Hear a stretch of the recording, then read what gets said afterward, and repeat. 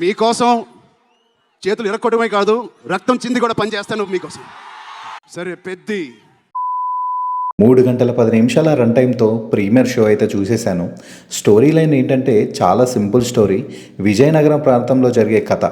అక్కడ కొండ కింద ఒక ఊరు ఉంటుంది. ఆ ఊరికి ఆ ఊరిలో ఉన్న జనాలకి ఎలాంటి గుర్తింపు అలాగే రెస్పెక్ట్ కూడా ఉండదు. ఆ గుర్తింపు రెస్పెక్ట్ తీసుకురావడం కోసం హీరో పెద్ది తన ఆటతో ఎలా గుర్తింపు తెచ్చాడనేదే రిమైనింగ్ స్టోరీ. ఇక ప్లస్ పాయింట్స్ గురించి మాట్లాడుకుంటే చరణ్ తన మేక్ ఓవర్ అండ్ యాక్టింగ్తో రియల్గా ఇరక్కొట్టేశాడు. ముఖ్యంగా స్పోర్ట్స్ సీన్స్, క్రికెట్, కుస్తీ, రన్నింగ్లో చరణ్ స్క్రీన్ ప్రజెన్స్ నెక్స్ట్ లెవెల్లో అయితే ఉంది. రంగస్థలం తర్వాత అంత మంచి యాక్టింగ్ చేశాడు ఈ మూవీలో. అండ్ ఎమోషనల్ సీన్స్ కూడా చింపేశాడు. ఫస్ట్ హాఫ్ అంతా నార్మల్గా సాగిన pre interval and interval sequence మాత్రం మైండ్ బ్లోయింగ్గా ఉన్నాయి.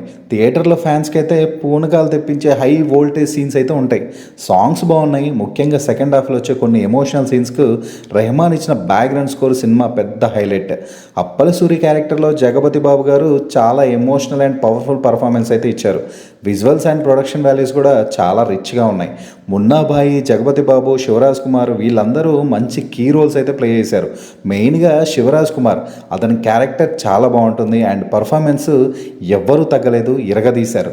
ఇక మైనస్ పాయింట్స్ గురించి మాట్లాడుకుంటే ఫస్ట్ హాఫ్ అంతా మాస్ ఎలిమెంట్స్ అండ్ ఆటలతో ఫాస్ట్గా నడిచిన సెకండ్ హాఫ్లో కథ ఢిల్లీకి షిఫ్ట్ అవుతుంది.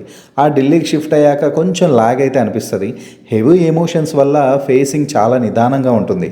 కథలో పెద్దగా ట్విస్ట్లు ఏమీ లేవు. జాన్వీ లవ్ ట్రాక్ చాలా రిఫ్రెషింగ్గా ఉన్నా కొన్ని చోట్ల ఆమె యాక్టింగ్ ఓవర్ ఎక్స్ప్రెసివ్గా అనిపించింది.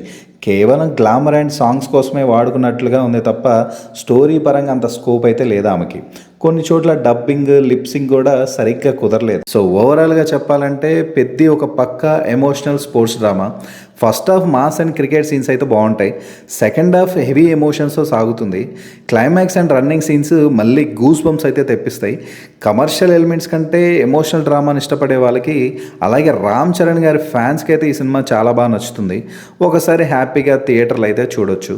సో ఈ మూవీకి నేను ఇచ్చే రేటింగ్ అవుట్ ఆఫ్ 5కి 2.9 అయితే ఇస్తాను. సో ఇది అండి ఈ మూవీ రివ్యూ. ఈ రివ్యూ మీకు నచ్చితే లైక్ చేసి సబ్స్క్రైబ్ చేసుకొని ఫాలో అయితే అవ్వండి. Thanks for watching.